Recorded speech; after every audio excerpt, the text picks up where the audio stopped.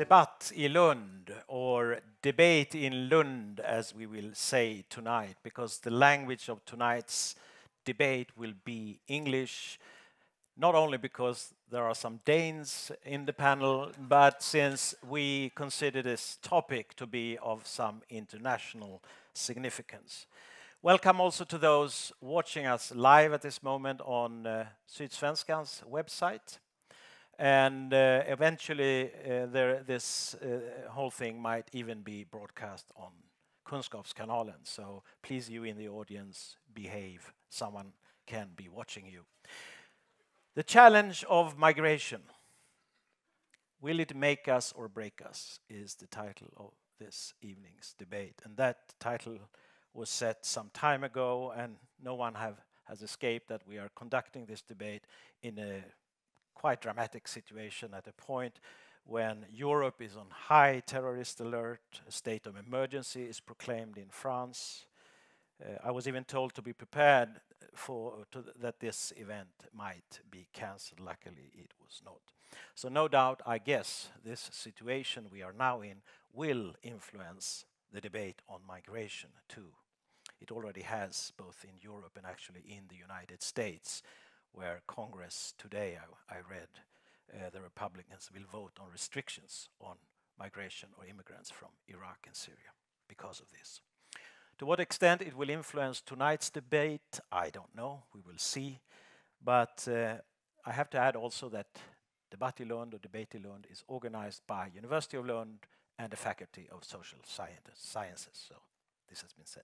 We have a fantastic panel gathered, a big panel and a very good one. And I think we are all expecting to have a very good debate tonight. Suzanne Brøgger, of course, author, cultural icon, I would say, and prominent public intellectual in Denmark and elsewhere. Please welcome. And Kaspar Colling Nielsen, Danish writer, not yet as well known as Suzanne, but on his way, I think. At least your recent novel, The Danish Civil War of 2018 to 2024, has caught a lot of attention. Not only because of the topic, but also of your writing, I understand. It's the dystopian novel, you can hear that, about the breakdown of Denmark in the future. Not by migration, though, I have to add, but by a fiscal crisis, so we'll come back to that. Welcome, Kaspar, and then Gregor Noll, professor of law here at Lund University. Also, I would say, a very well-known voice in the public sphere in Sweden on matters, on wide matters concerning law and other things. I just recently read a paper by you on the challenge of IS to international law. Very interesting. Well, and Brigitte Suter from Malmö Högskola, or as it is in English, Malmö University. Most recently, I saw you have studied the resettlement of refugees in Europe between 1950 and 2014. Now, resettlement is not settlement, it's just moving refugees from one country to another. But this is a topic that is close to you. How are we able to take care and settle refugees in Europe? We'll come to that. And finally, last but definitely not least, Richard Swartz, known, I think, to all of us, one of our most experienced journalists when it comes to Europe and Eastern Europe in particular. He is based in Vienna.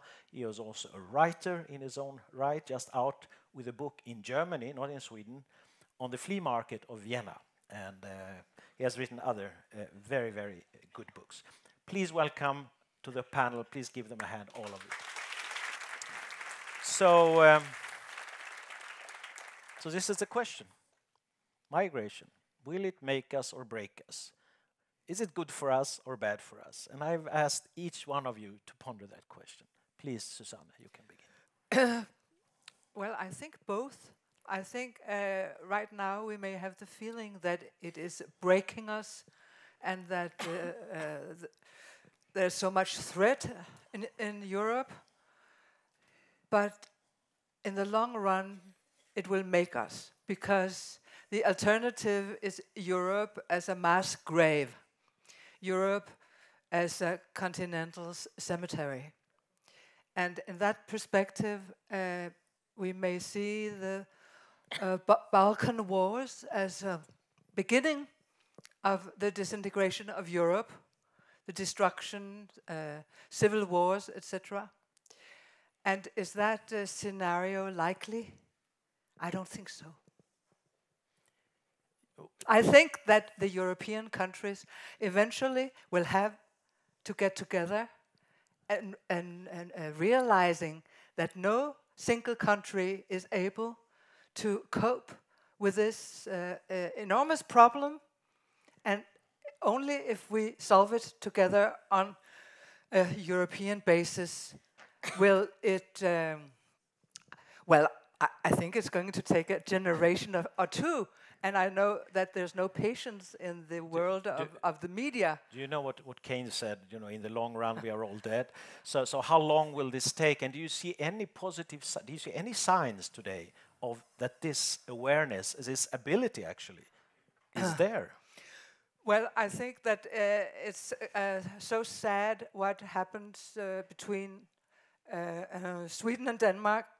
I think we are such a bad example. Up till now, we have been such a bad example for Europe, because if two countries who are so close and who have such similar history behave like jealous siblings, and I'm afraid that my country has been brainwashed for the past 15 years, because with the rise of the Dansk Folkeparti, they have needed an enemy and elected Sweden.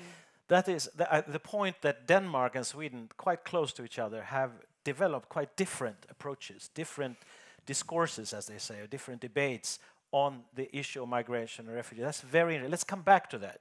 But first, let's move to Kaspar Colling Nielsen. You wrote this book, quite a dystopian novel. But as I noted, it's not the fiscal crisis that leads to a civil war. No, I think we have two major challenges in Europe, which is not about migration, but first of all, the case of the demographics in Europe is mostly the same all over Europe and the whole Western world, that there's too many old people, and that's a problem in itself. That means we don't have as much money as we used to, as our governments. But the other thing is, which is I think more important, is that that for the last maybe 300-400 years, we have been the greatest force in the world, the Europe and the Western world, and we've been the richest and the most advanced in every field, and within the last 20 years, the power in the world has shifted from the Western world to Asia. That's where the money is going, and that's where the jobs are going right now.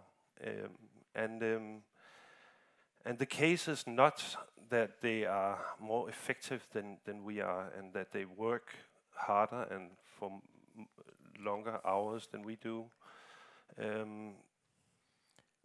So what you're saying is... the fact is that for the first time for a long time, they're really more skilled than we are. So what's your conclusion about migration? And is migration something that you think will help Europe to restore its former? No, but I think when you think about that, it doesn't. What I just said, it doesn't just have to do with economics. It also have to do with the way we look at ourselves in the world.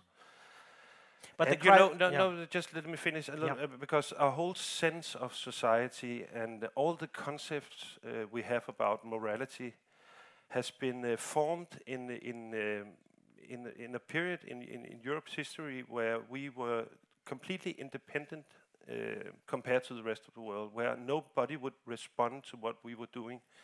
So when we looked at social issues, for instance, in the 18th century or the 19th century, or the 20th century, we were looking at social problems that we could actually solve if we wanted to. If politically we decided to try and solve it, it was possible to solve, for instance, social problems.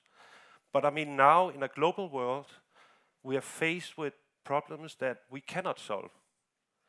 And I think we should take as many refugees as we can, Denmark and Sweden, but we shouldn't kid ourselves into believing that we are, by doing that, changing the major structures of the world, which is the main problem. I used to live in Africa, in Namibia, and I was this spring I was in Mozambique, and there's 36 million people living in Mozambique, and in the north of Mozambique there's 15 million people who are extremely poor. The average age is under 15. But are you comparing us to this now? I'm trying to follow you now. Can you answer you said we should take as many as we can. Why should we do that? Because we are obliged to help the individual refugee who is seeking asylum here. But what are the consequences? I mean, do you think they are good consequences or bad consequences? Well, there are consequences, I guess, somehow. I'm not sure the consequences are that great for the next many years, but I think maybe it'll change. I think it will change, but not. But you see this as a moral thing. This is we should do it. No matter the effects of it. Yeah, no. I'm saying we are in a transitional period in the history of Europe where we also have to change our whole concepts about morality, because the whole situation is completely different now. My point about Mozambique is that, in the north of Mozambique, they're extremely poor. The average age is under 15. We're going to have refugees from Mozambique soon because of the climate changes. And maybe we will take, a couple of thousand people, but there'll still be, 36 million there suffering. And it's out of our hands. It's problems that it's impossible for us to solve them, even if we wanted to. Yeah, I'm not talking about solving any other's problem, but what are we doing to our own problems if we follow your line? We cannot save Mozambique, obviously. Are we doing harm to ourselves? Are we doing good to ourselves by doing the little that you suggest we do? This is the key question. I think it's very difficult to answer that. I think we should try and do more, but we also have to think about how we could help in the best possible way. I think it's a common right-wing thing in Denmark to say that we should help in the areas where the wars are happening. And but I think, and I'm not a right-wing. I'm a left-wing. But I think it's actually left Danes here. It's incredible. Yeah, it's very. Now we left, so now they have majority. I think from a leftist, left-wing perspective, we also have to think about that. Well, maybe it is possible to help more people by doing something different than letting people in here, because there's a limit to how many people we can take in Denmark and Sweden. And I'm not even talking about politics or social issues. I'm talking about that there's a political limit to how many people we can have. And I think Denmark probably reached that limit a couple of years ago, and maybe Sweden is now coming closer. So we cannot take any more. So if we have a limit, then we cannot take any more. No, it's a political limit. It's because when the majority of the people is against us taking more, that's the concrete limit. That's what's happening. Okay, I'll leave you, Kaspar, for a moment. Gregor Noll, from a law perspective, perhaps we will get your take on the main issue here, making or breaking. Not sure I'm really here as a lawyer. I'm still wondering why I'm here. So let me try on this, picking a bit up on where Suzanne left us. I'm thinking, well, obviously this is mutual. The migrants are both making and breaking us. They are breaking societies they are leaving behind. They are breaking societies they're immigrating to. There are always changes to societies through migration, whether it's one or it's thousands or 1 million migrants that are moving. I think that's quite obvious. If you look at the legal side of things, I'm always struck by our ability in the Nordics, in the Swedish discourse, in the European discourse, to discuss this as if it would be wholly determined by states, as if we were so powerful by virtue of having states electing governments into power, that these governments and the bureaucracy they manage would virtually be able to close off borders, and us still being democracies and behaving like states which reflect human rights. That, I think, is a fiction. And I think we learned this is untenable this summer, because surely it is the case that if migrants had determined to move to Denmark, there would have been a lot of political rumbling in Denmark, I'm pretty sure. But they could have stayed in Denmark, no problem. Denmark is obliged under the 51 Refugee Convention. It's member of the Council of Europe. It's obliged under the European Convention of Human Rights. I can go on. And Denmark is not showing signs of leaving the European Union, even though I hear about the rumblings in the political sphere, the Council of Europe, and reneging on its international treaty obligations. I can't see that happening. So who's the chooser here? It's actually the refugee. Let's look at another scenario. They don't want to stay in Denmark, or what? Sorry? So they don't want to stay in Denmark. They're holding up signs saying, no, thank you. No, probably not no, thank you. But they're saying, no, Denmark, no, Hungary.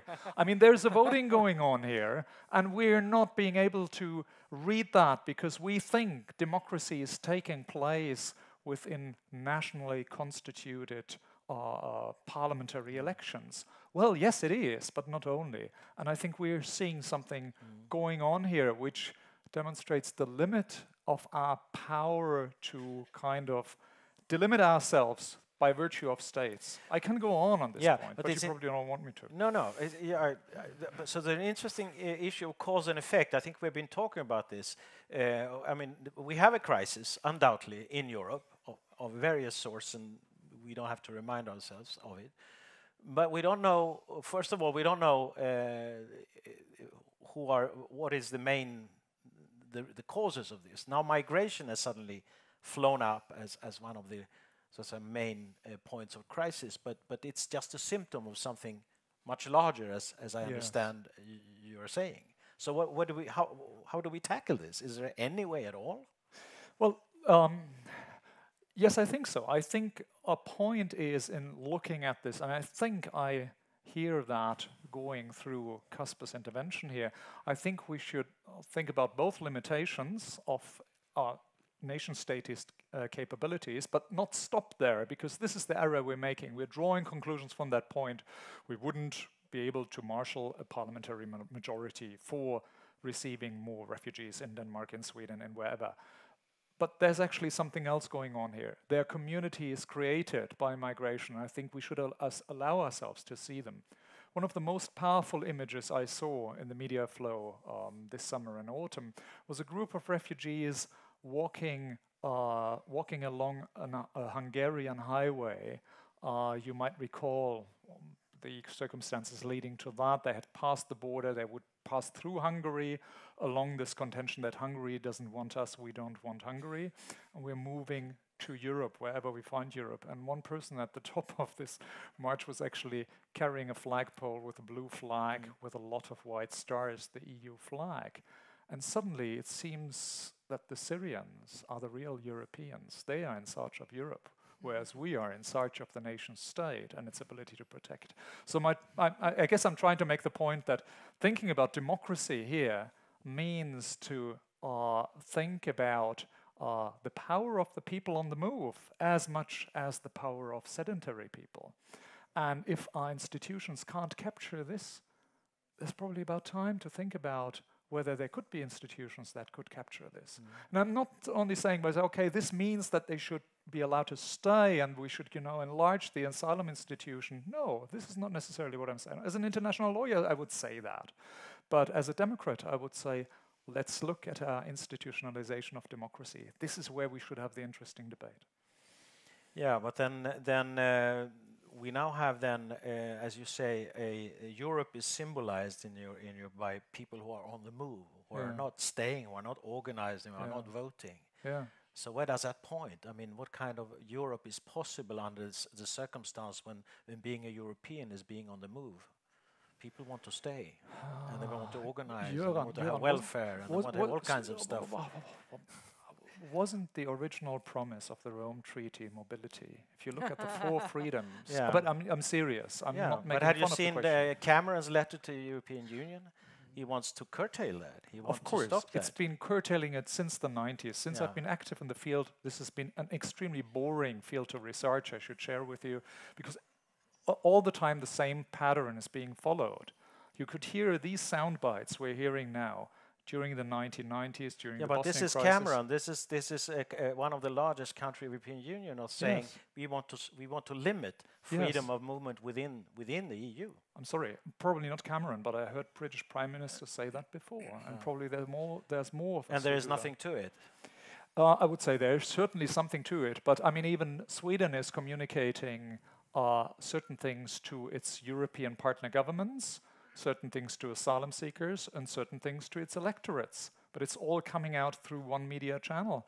So here we should probably think about the true function of these sound bites. Of course he wants to do this. No, it was not a soundbite, it was a letter. It was a letter written to the chair of the European Union. Yes, Donald Tusk. Obviously, So this is official. This is now official. Never mind. We'll come back to this. But anyway, thank you so much, Brigitte.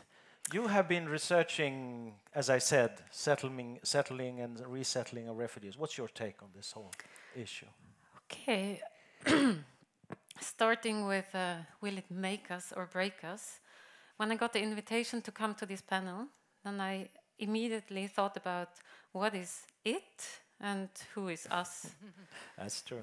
So if we talk about the it, are we talking about migration? Are we talking about the underfunded refugee camps in Syria's neighboring countries? Are we talking about the war in Syria? Or there's other things, but that's the most the 3 most prominent. Then if we talk about us, do we speak of a Swedish perspective? Do we have a European take? Or do we allow ourselves to have a more global outreach in the constitution, in what constitutes us? So in the us, is it possible that a Syrian asylum seeker or a Nigerian economic migrant might also be part of our us? That's, I think, very decisive questions, and depending on who we include in the us and how we define the it, we will have different approaches to the solutions and different answers. So in the past 3 months, I've been reading all sorts of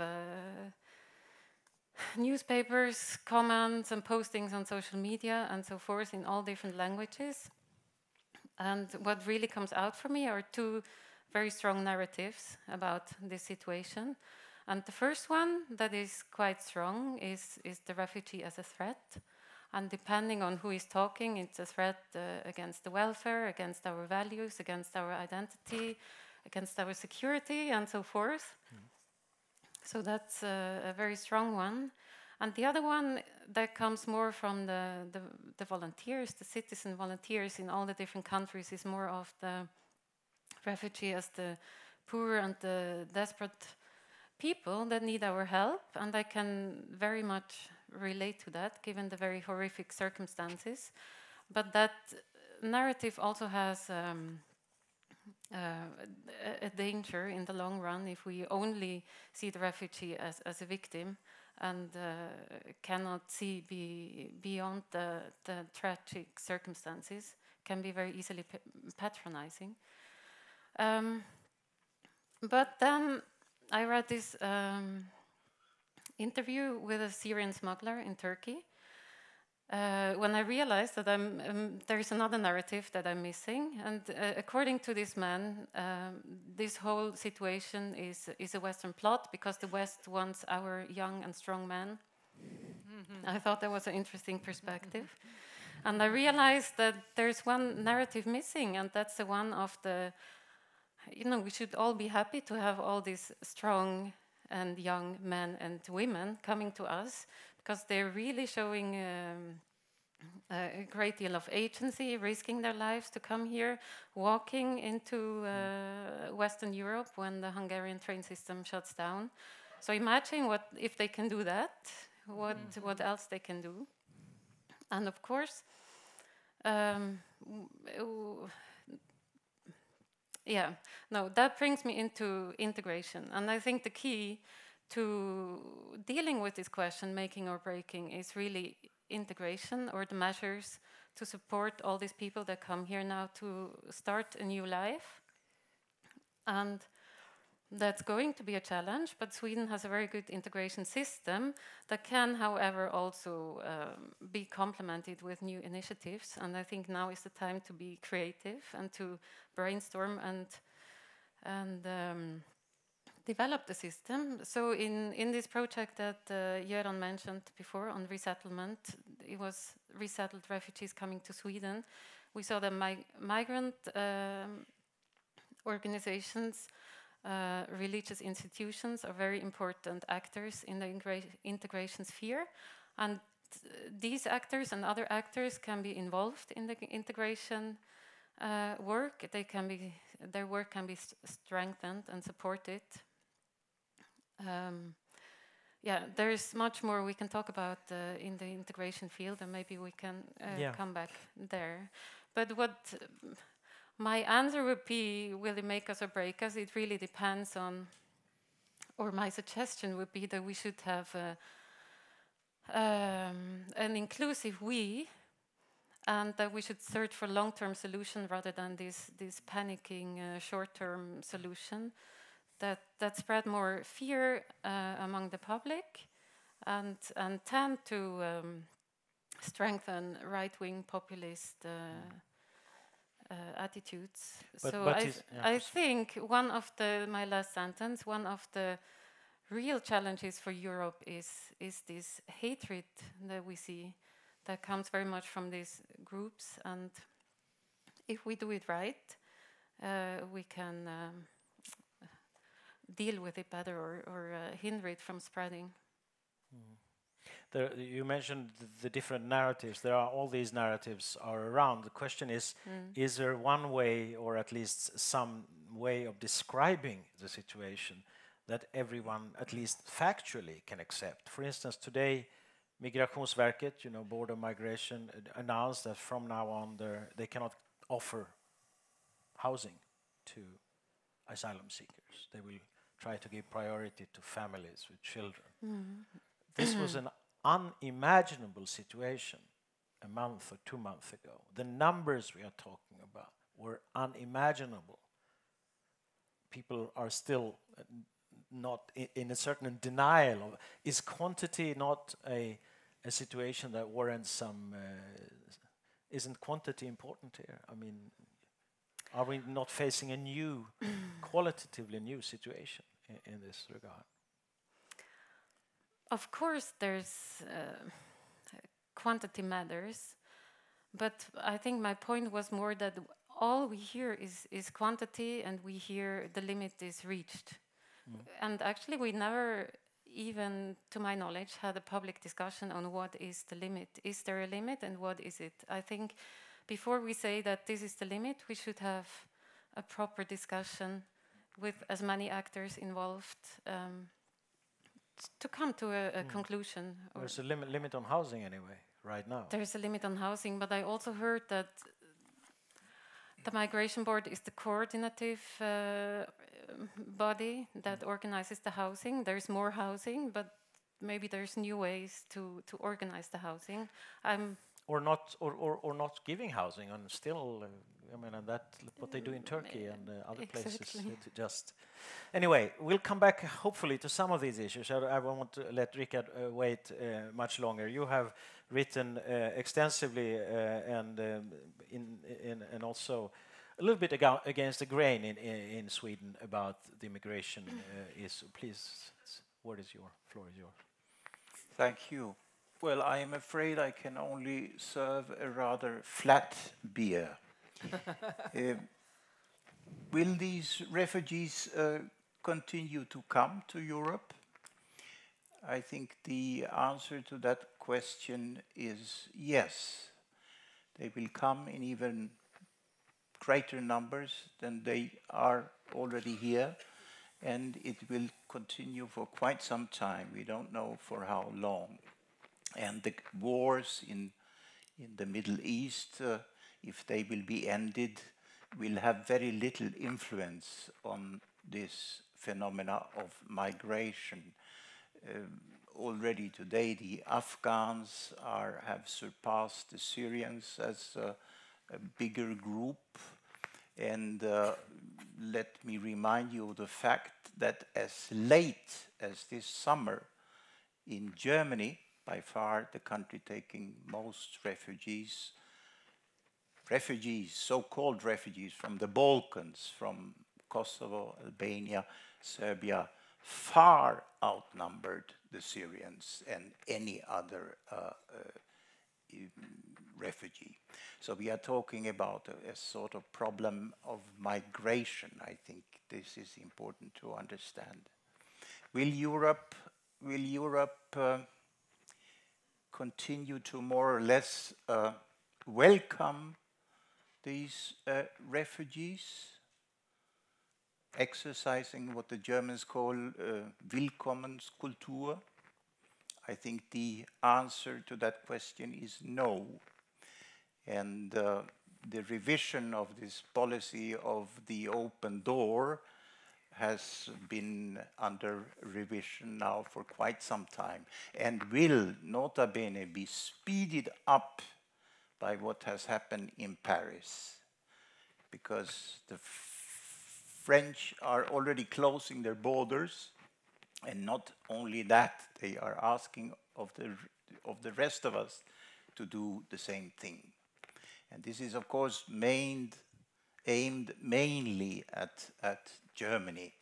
And Germany, I think, will give in, because when France wants something, France also usually gets what it wants.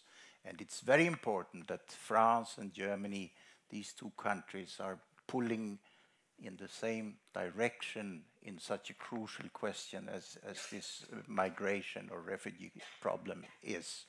Because if they don't do that, there is no Europe at all. And finally, will Europe have a plan? They have a sort of plan how to control the migration towards Europe. We know what the plan consists. It consists basically quotas of refugees to redistribute them between not very willing countries. And it contains some sort of strengthening of the outside border of the Union, and it contains to get some help from the outside to solve these European problems, mainly through Turkey. Well, I think this plan, the first part of it, quotation, has already, to all practical purposes, collapsed. And the second, to build a sort of Chinese wall, or I don't know what, something a la Viktor Orban, is highly unrealistic. This is something that will not take place also because it will clash with our European values. And finally, to use the Turks as some mercenaries to solve our problems, well, history shows that that sort of scheme is usually a very adventurous one, in the sense that it's hardly economically and politically feasible. Summa summarum, I think we don't have very glorious expectations, if I may quote Charles Dickens. But unfortunately, I think the expectations that I have here a little bit gloomily painted are unfortunately rather realistic. You hint at basically the re-emerging of borders in Europe. Will that happen? I mean, if, let's say, they had a... It has already started. And will that mean the end of the European Union as we know it so far? Because the whole idea was Well, to have open borders. that is a very strong statement, but it will at least, we are right now, I'm afraid, destroying one of the, at least to me, most essential achievements of the European Union, and that is the free mobility of persons, of individuals. That will, I'm afraid, go rather soon. I want to contrast your gloomy pictures with Suzanne's warning that if we don't get our act together, if Europe doesn't act, it will be bad. It will be a grave. It will be something really horrible. Do you have the same premonition as Suzanne that if we don't fix this somehow, which we are not doing right now, we are going into something very bad? What's your... Yeah, most certainly. What would that imply? It would be a catastrophe, because it would be a sort of renationalization of Europe, which is something that I think we have tried hard since 1945 to overcome, and we are now rapidly moving into that direction. And then there is not much left of the Europe that we have been rather proud of building since 1945. Of course, it would be, I think the word catastrophe is not too strong. Is there any point then we could spend some part of this debate on discussing why Denmark and Sweden, as so far, have behaved differently, but will there be any point in a national policy when there is no European policy? Can Sweden, let's say, or anybody else act on their own in this? Or will we all become on the refugee? Yeah, on the refugee. Yeah. Well, it's for the moment it's all about Germany. That is quite clear. Everybody is watching Germany very jittery and nervously. What are the Germans going to do? They are still saying, "Wir schaffen das," we will make it somehow. That is the official line. But underneath the political surface, in Madame Merkel's own party, this is there is a lot of doubt about this, and even strong criticism. Germany will decide this. If Germany will close down, and I'm afraid that the French will force them more or less to do what do you mean? That means that the refugees now come, or the migrants coming now to Germany through all the other countries, they will have to stay there? Well, everything will be turned around, of course, because the moment Germany closes, it's not so easy to close. One should also say that these refugees will not be so easy to stop, or migrants. But if Germany is more or less deciding to try to do it, everything will turn around.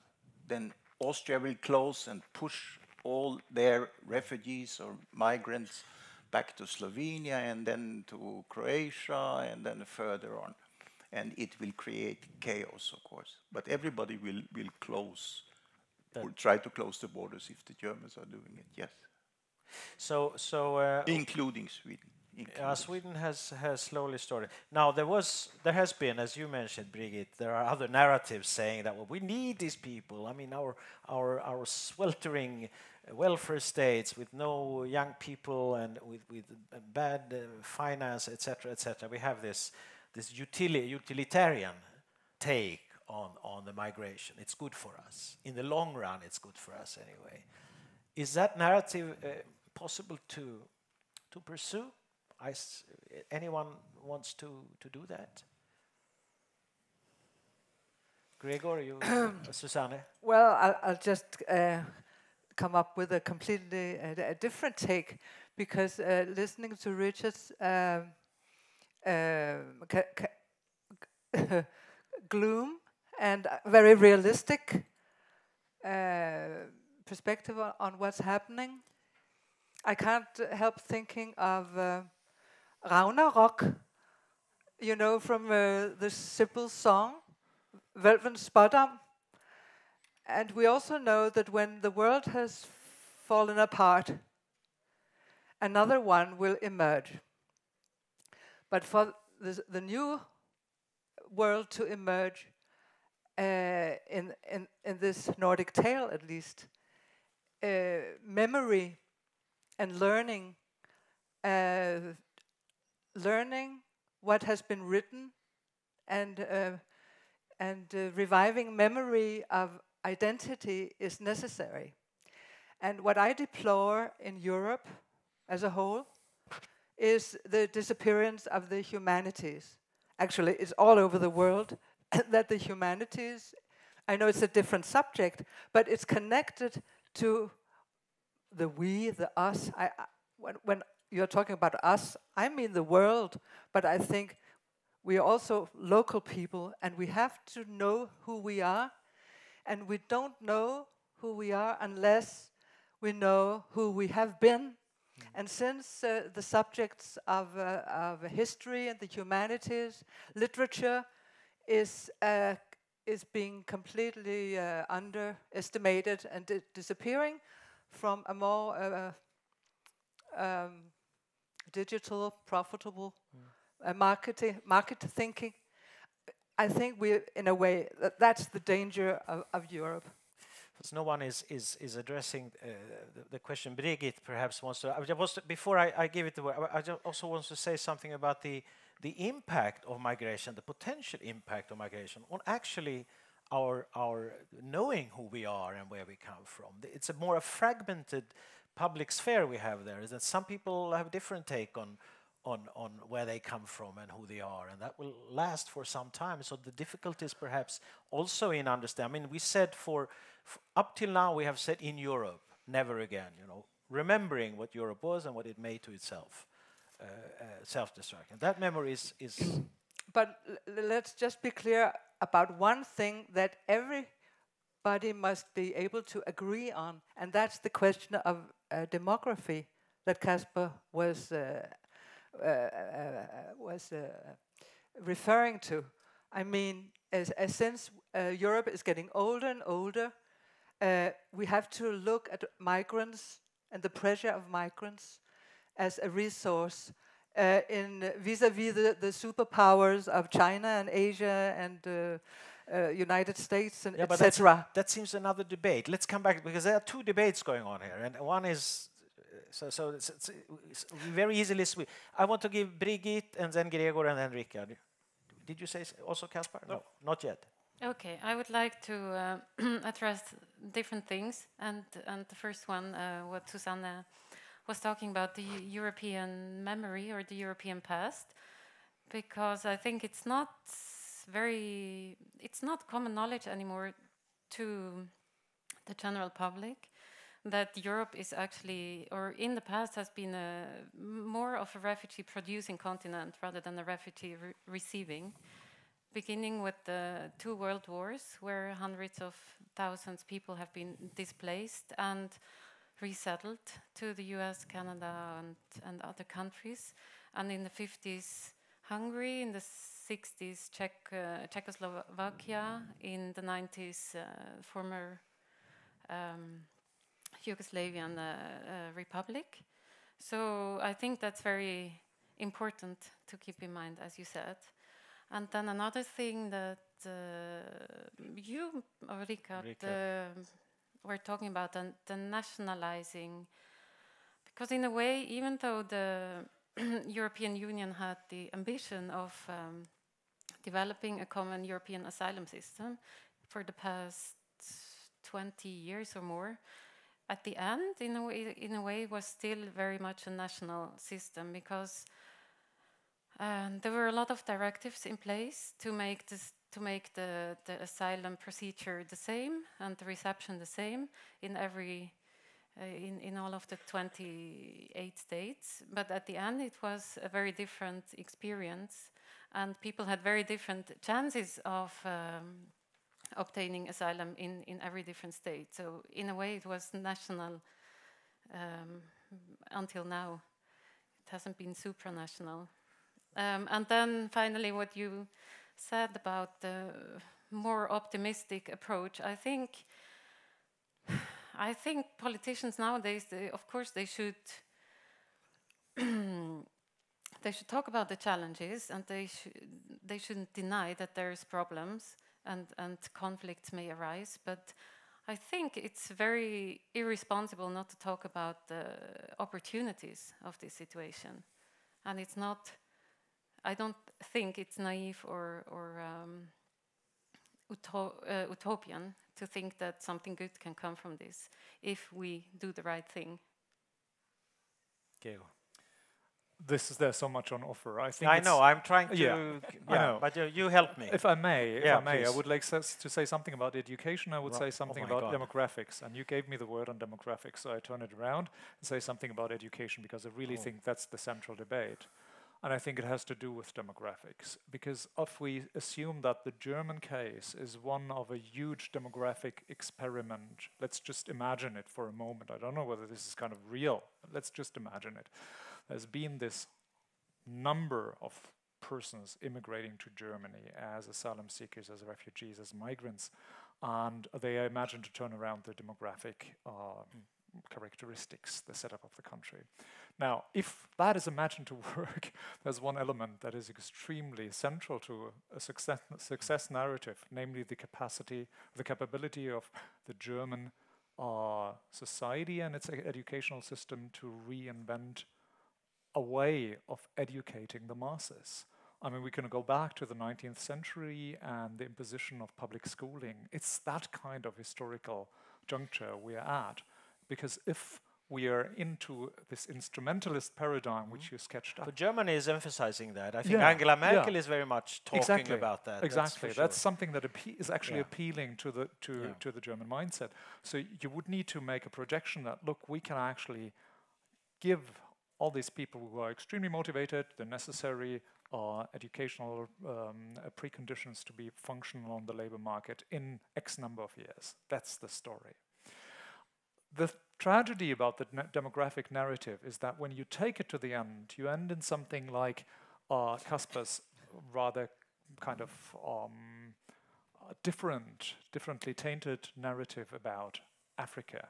I read one article in a German weekly, Die Zeit, by a NATO demographer. NATO runs its own demographers, and they're extremely impressive to read. Regrettably, I've forgotten the name. And he develops this narrative. Yes, we do need young people on the labor market, but the issue is there are more to come. There's this repository of young people who won't stop coming because, probably they can come, and then they will come. So if we have satisfied our demographic cravings, that still leaves us with the question, how about the responsibility for what happened in Iraq? How about the responsibility for what happens in Syria? Is there a side beyond the demographic utilitarian side, which suddenly slips in? And then our NATO demographer gives answers like, well, you have to use the Australian way of doing it. You have to delegate it to the Navy to defend your borders. And that's something which I find extremely unpalatable. I'm trying to keep track and focus on this education thing. No, I'm trying to keep. And you say that there's a huge education challenge of all challenges.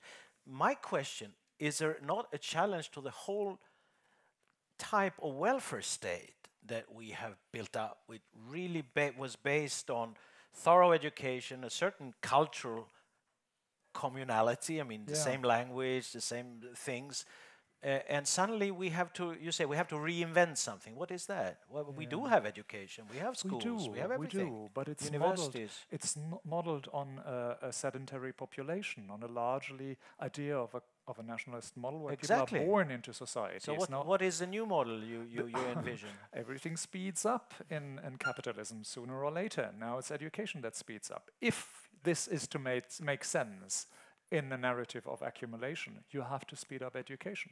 Now, I like very much the old ideal of Bildung. I've been kind of sympathizing with every word that Suzanne said.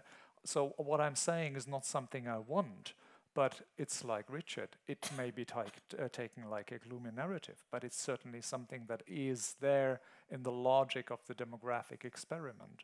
If you see immigration as a demographic experiment, you will end up at the speeding up of education. Richard. Yeah, education is topical because it brings you to this question, this nasty, unpleasant question, if the refugees are a burden to our society or an asset. One should not forget that most of these people come from something which is totally different from the modern European welfare society, which is an extremely complex form of staying together. And it's based basically on job and taxation. You must have a job and you must consequently pay your taxes. This is what makes this welfare society go around. And to have a job today is difficult, as we know, and requires also a sophistication of education, which was not there yesterday. But only in this way you are able to have a job and consequently pay taxes.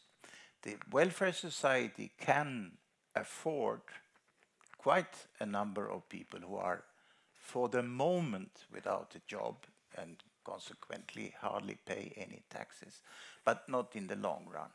If you now go to these refugees, statistics show that these, I'm referring to German statistics, show that 80% of the adult population of these refugees have no sort of knowledge of an occupation or an education that can be used in a welfare society. More than 50% of them are analphabets. They can't even read and write. And I'm now talking about the adult population, not of minors. This, I think, means that at least in the short run, for a welfare society of the type of Sweden or Germany, it is more of a financial burden than an asset. In the long run, okay, this might change. The next generation will, of course, be going to schools in Sweden and might then get a proper education for also being part of the welfare state. But as was already pointed out by Göran here, in the long run, we are all dead. But the thing is, we don't mention, and we should bring it back because Kaspar wants to come in.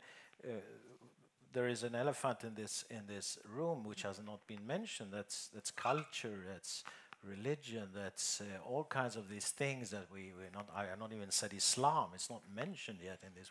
All kinds of these factors that are in the air when we discuss integration, when we discuss migration. But we shouldn't perhaps complicate this structured debate. Kaspar, you're Yeah, I just wanted to say that I think partly the crisis of the EU right now is also an economical crisis because the EU is under pressure from the whole world, and migration is just one way of that the world is affecting us negatively. And it used to be that, as I said before, we were at the center of the universe and we were deciding how to create our countries. We were all democracies competing with each other in a sort of free market, but we were doing it on the premise that we were democratic countries with working rights and human rights and stuff like that. But right now we are competing with the whole world, and often places that doesn't respect human rights and working rights and any regard to the environment, and that's putting the welfare states of Europe under pressure.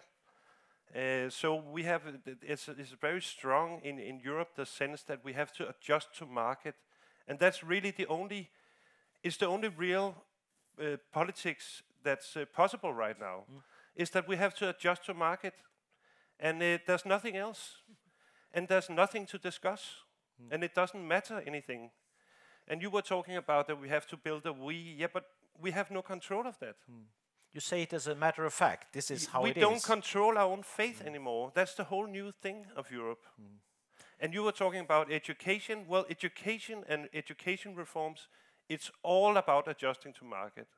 It's about young people getting through school quicker into higher education so they can hit the working market like as fast as possible within the technical field. For some reason, we decided that we should compete with China and India within this the technical field, which is ridiculous.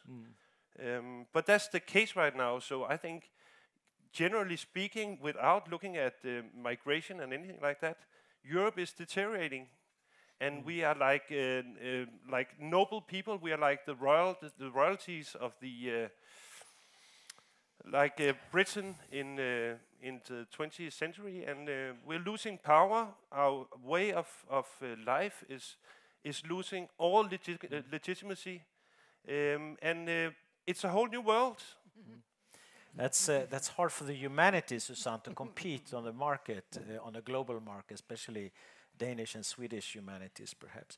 Now, what you say, Kaspar, and I think what Richard said and what is underlying, isn't there a contradiction or an absolutely conflict between welfare state as we have known it and migration and rapid change of this kind we are seeing? I mean, mustn't the welfare state go, basically, at the end of the day? Of course. You say of course? Of course, there is a contradiction there, and the problem can be described. If there is a solution to it, I think it is a good observation that we are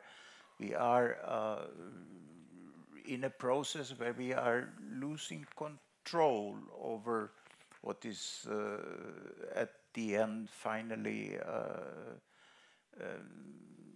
our own society, the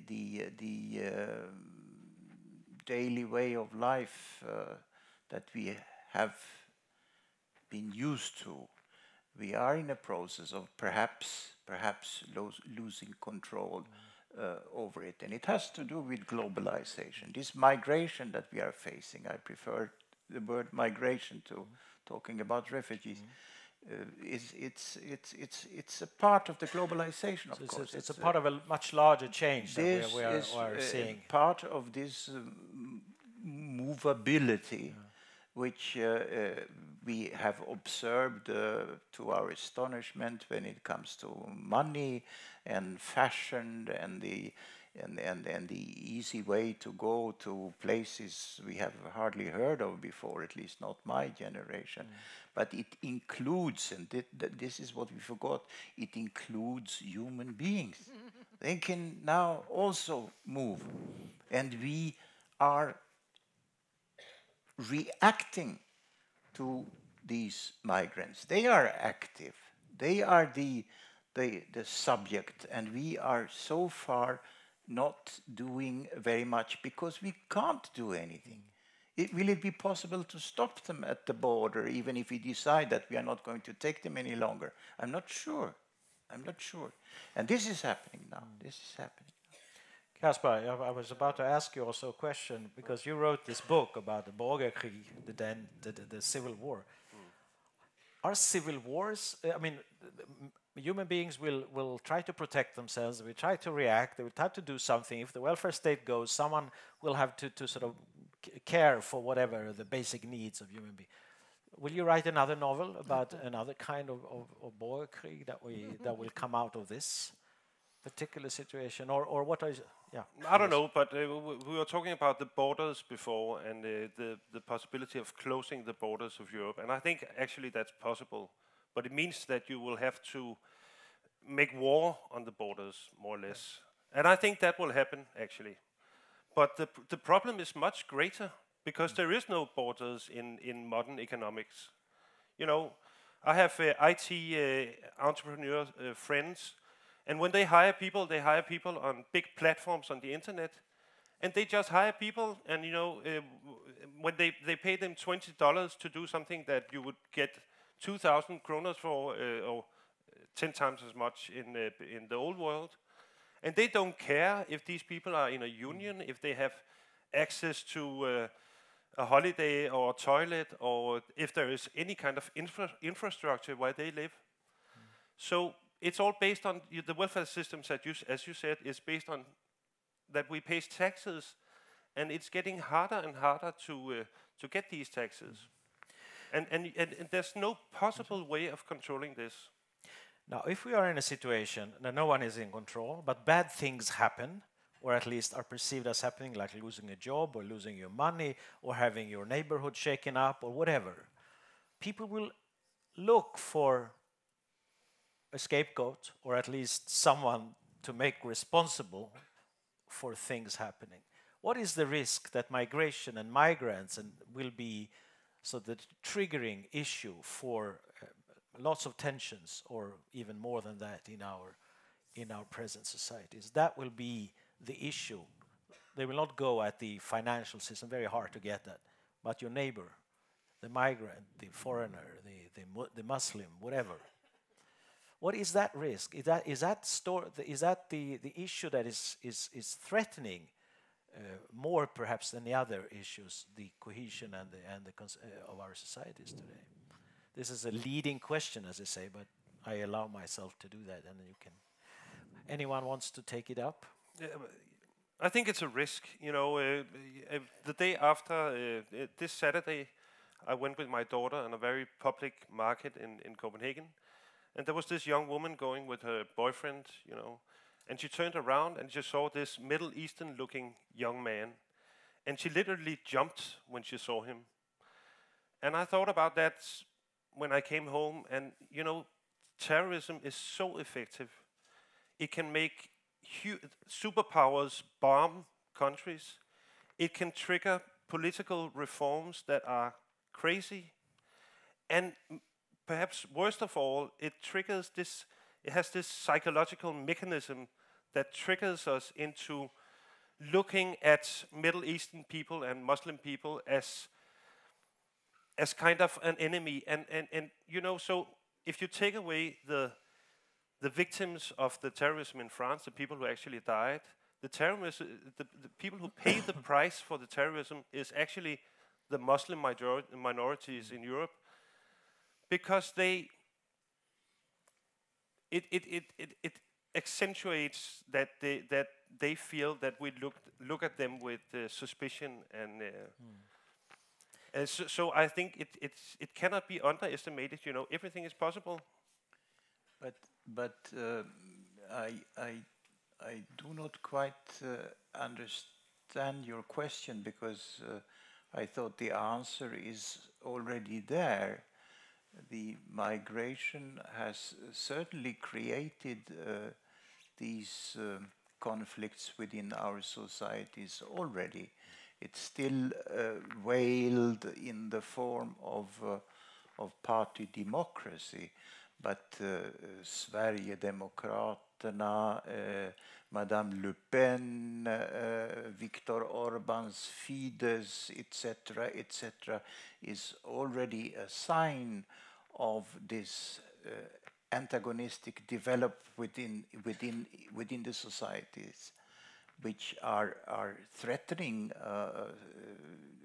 some of our basic values. I mean, it has already. We are already there in almost all societies. Paradoxically, not perhaps the only society in Europe without this is Germany still, because there have not been created any parties with xenophobic character.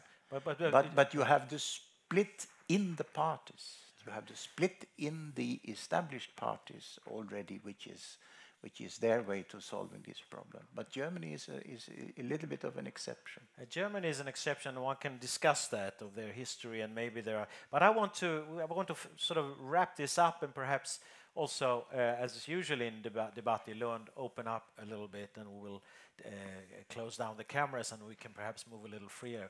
But there is this thing that I alluded at the beginning. This is the Danish-Swedish difference. We shouldn't talk perhaps too much about it, and we have two very untypical Danes here. But it's food for thought that two countries so close to each other, with so much common history, also common wars, not to forget, but still close in culture and have developed so different political climates, let's put it that way, when it comes to refugees. And Sweden and Denmark are that far away. Not to and Europe is the European nations are falling, are not falling apart, but are getting further and further from each other. What does that say about our ability to do what you hope we will have to do, Suzanne? Because this is, yeah. Well, I think the problem is that this picture of the other Nordic country as an enemy has been fueled by the media, and it's not really grounded in. It's not very deep. It's deep like a football match. It's like we are siblings. Norway and Sweden and Denmark are jealous siblings. And, behind the scene, as far as I'm informed, there is a collaboration in Scandinavia in the area of defense and security. Because an individual Nordic country cannot afford to renew our defense systems as far as technology is concerned. So there's this collaboration, but it's behind the scene, and the media, they're not interested in, they're more interested in conflict and hatred and making enemies.